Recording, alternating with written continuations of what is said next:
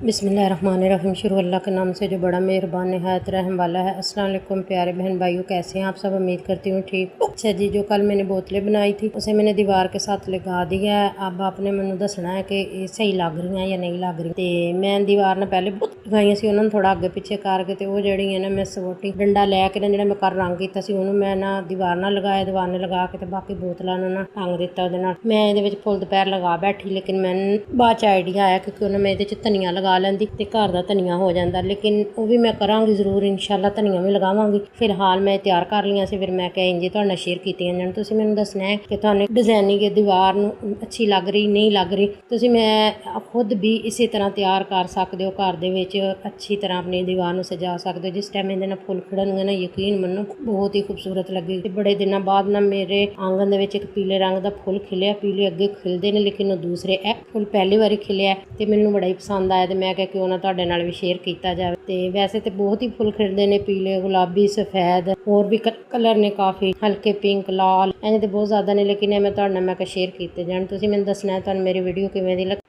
तो चैनल को सबसक्राइब कर लो, वीडियो में शेयर कर दो अगे तो अगे। तो अल्लाह हाफिज़। अल्लाह ताला तुहानूं खुश रखे, आबाद रखे, जिथे रहो खुश रहो।